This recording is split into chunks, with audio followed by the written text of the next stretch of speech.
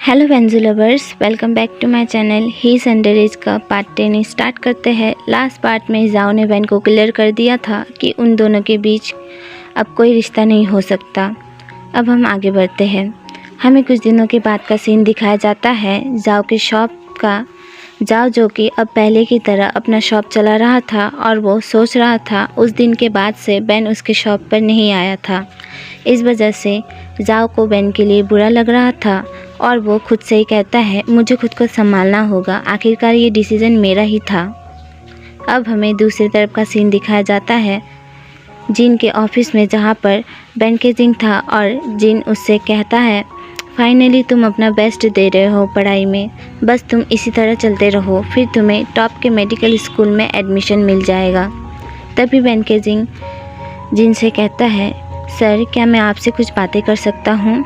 अब हमें जाओ को दिखाया जाता है जो कि एक स्टोर आया हुआ था और अपने लिए कुछ खरीदता है। जब वो वापस अपने शॉप में आता है तो वो देखकर हैरान रह जाता है क्योंकि बेन उसके शॉप में बैठकर पढ़ाई कर रहा था। जाओ उससे कहता है तुम यहाँ क्या कर रहे हो। बेन उससे कहता है वेलकम बैक आशु, और वो अपने टेस्ट पेपर्स दिखाते हुए कहता है मैं अपने मॉक एग्ज़ाम में ए ग्रेड लेकर आया हूँ और ये मैं सबसे पहले आपको बताना चाहता था। जाओ जिसे वो देखकर बहुत खुश हो जाता है और उससे कहता है वेल डन बेन, तुमने तो कमाल कर दिया। वो बेन के सर पर अपना हाथ भी फिराता है जो बेन को बहुत अच्छा लगता है।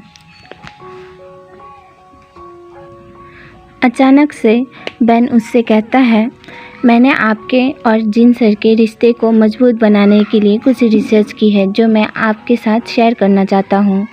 और फिर बेन अपने पॉकेट से एक छोटी सी नोटबुक निकालता है और पढ़ने लगता है क्योंकि जिन सर एक कैंडी स्टोर ओनर के बेटे रह चुके हैं, इसीलिए उन्हें मीठा खाना बहुत पसंद है। उनकी हॉबीज़ में रीडिंग है, बास्केटबॉल भी है, उन्हें काफ़ी सारी चीज़ें पसंद है। मैंने सीक्रेटली उनके काफ़ी सारे फ़ोटोज़ भी निकाली है, मैं आपको सेंड कर देता हूँ। इस तरह वो जाओ को जिन के काफ़ी सारे फ़ोटोग्राफ्स दिखाने लगता है। जाओ उससे कहता है तुमने इस तरह सीक्रेटली जिन सर की फ़ोटोग्राफ्स क्यों निकाली है। तो बेन कहता है मैं ये सारे फ़ोटोज़ कलेक्ट कर लूँगा और आपको सेंड कर दूँगा।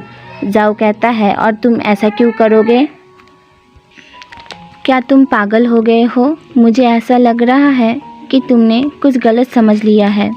मैं जिन सर और अपने बीच का वो डार्क पास्ट को रिमूव करना चाहता हूँ। तुम्हें मेरे लिए ये सब करने की ज़रूरत नहीं है। अब बेन उससे कहता है मैं भी आपको ऑलरेडी बता चुका हूँ कि मैं सिर्फ़ और सिर्फ आपसे प्यार करता हूँ। आप मेरे प्यार को एक्सेप्ट नहीं कर सकते तो इसमें मैं कुछ नहीं कर सकता, लेकिन इसके बाद भी मैं आपके दिल के करीब रहना चाहता हूँ।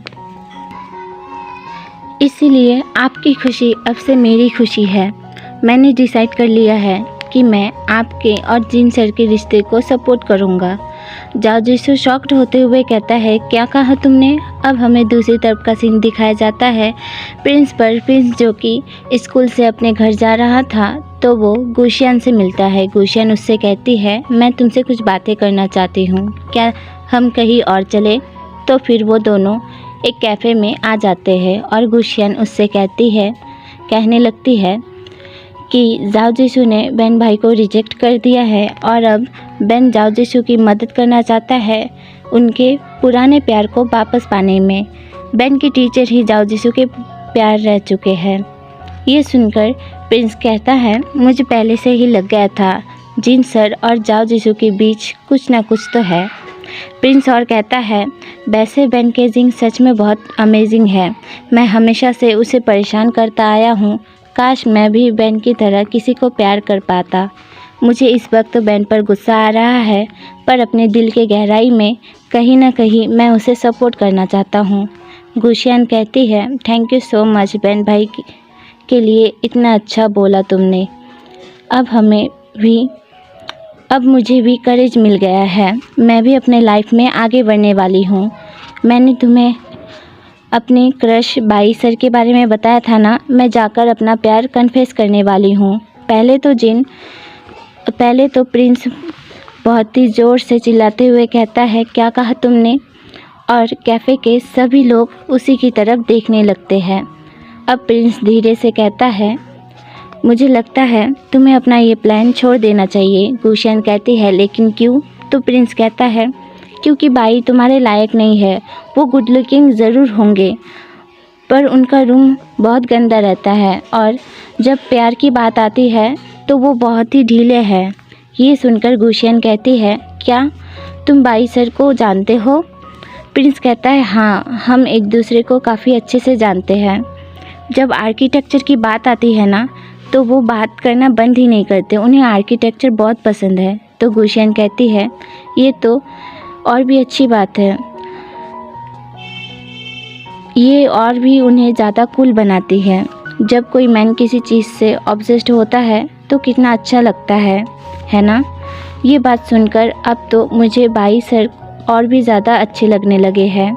प्रिंस कहता है, तुम समझ नहीं रही हो, वो बहुत ही बोरिंग है। तुम्हें कभी पता ही नहीं चलता कि वो क्या सोच रहे हैं। उनके दिमाग में हमेशा कुछ ना कुछ चलता रहता है। गुशियन कहती है, जब से उन्होंने मुझे पढ़ाना शुरू किया है ना, मेरी एवरीडे लाइफ बिल्कुल भी बोरिंग नहीं रही है। मुझे विश्वास है कि अपना प्यार उनसे कन्फेस करने के बाद मुझे किसी भी बात का कोई रिग्रेट नहीं होगा। प्रिंस सोचने लगता है, मुझे नहीं पता था मेरी इन सब बातों से वो और भी ज़्यादा उनकी तरफ खींची चली जाएगी।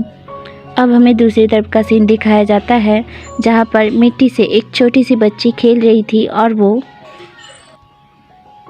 मिट्टी से कुछ बना रही थी। तभी वहाँ पर बाई आ जाता है और उस छोटी सी बच्ची से कहता है, मार्सेलोना में एक अनफिनिश्ड स्कूल है जो बिल्कुल ऐसा ही दिखता है।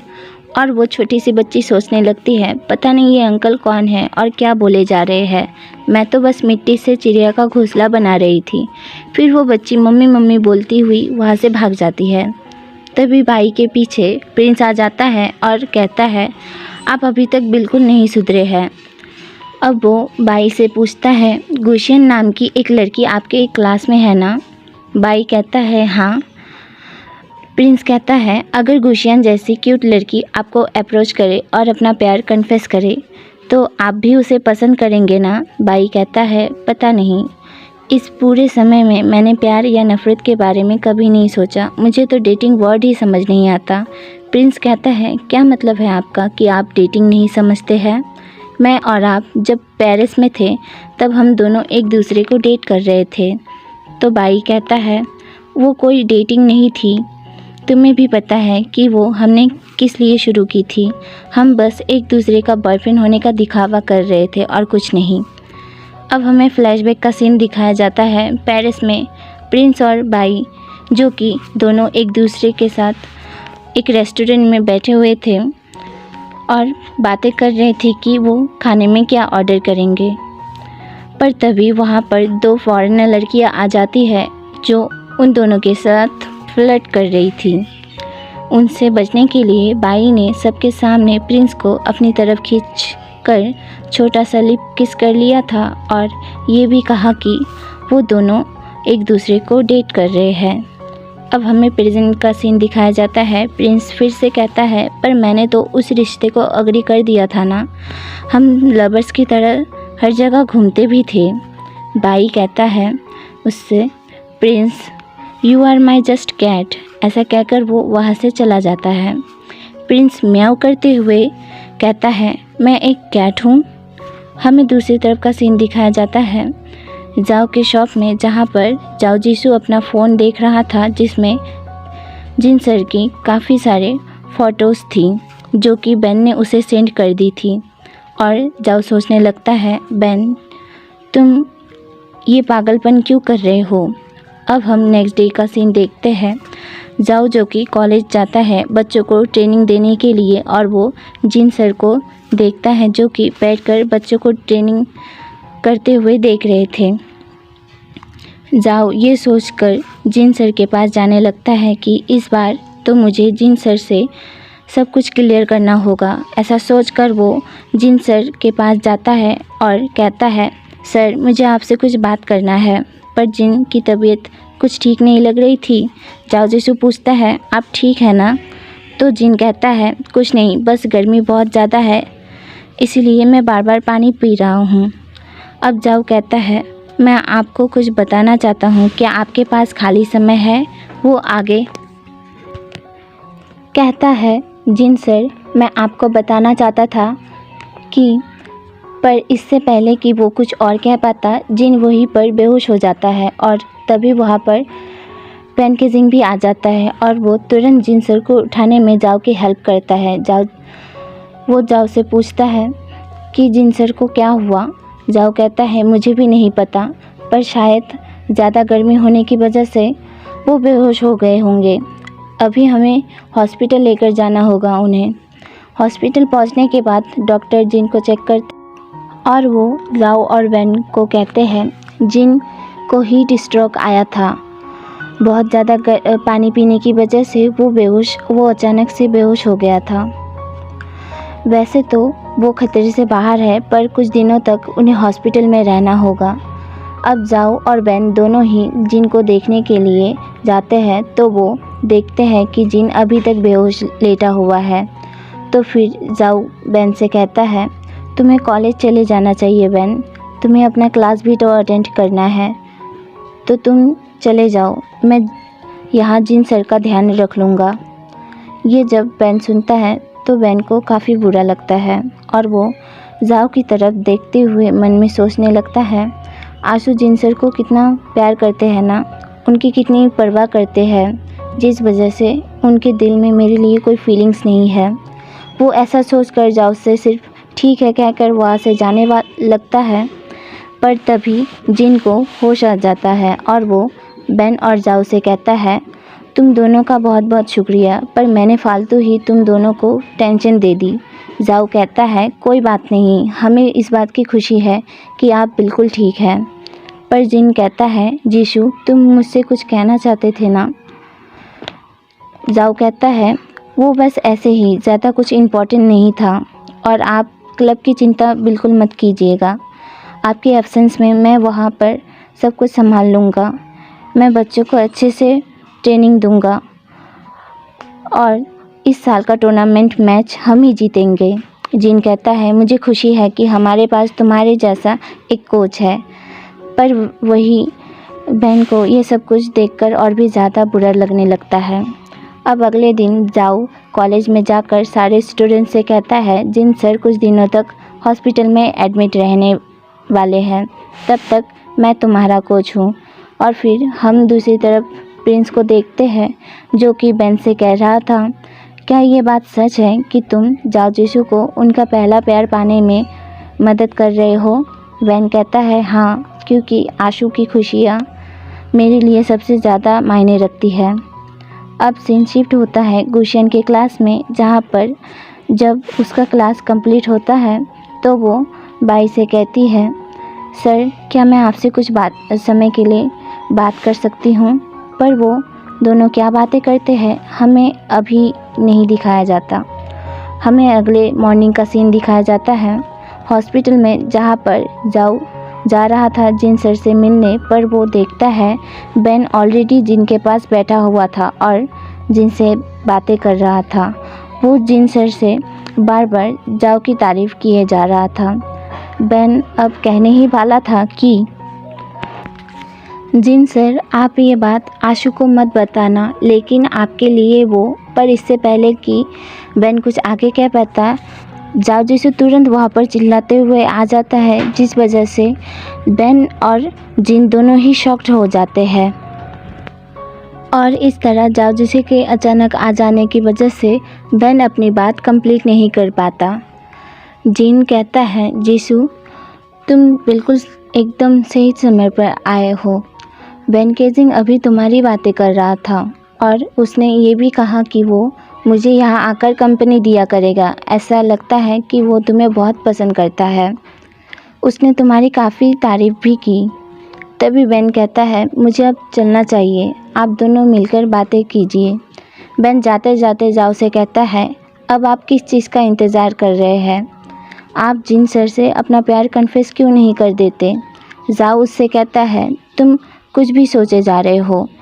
बेन के जाने के बाद जाओ जीशु जिन से कहता है कि सारे स्टूडेंट्स ने आज बहुत अच्छे से प्रैक्टिस की है और उन्होंने मिलकर एक गेट वेल सून कार्ड भी बनाया है।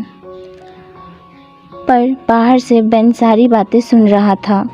शाम के टाइम बेन जब घर जाता है तो वो देखता है किचन में गुशियन कुछ उदास दिख रही थी और वो कुछ कुक किए जा रही थी। तो बेन उससे पूछता है, कुछ हुआ है क्या? गुशियन कहती है, कुछ नहीं, मैं बस तुम्हारे लिए कुछ बना रही थी। बेन कहता है, पर तुमने कुछ ज़्यादा ही पोटैटोज़ कट कर लिए हैं।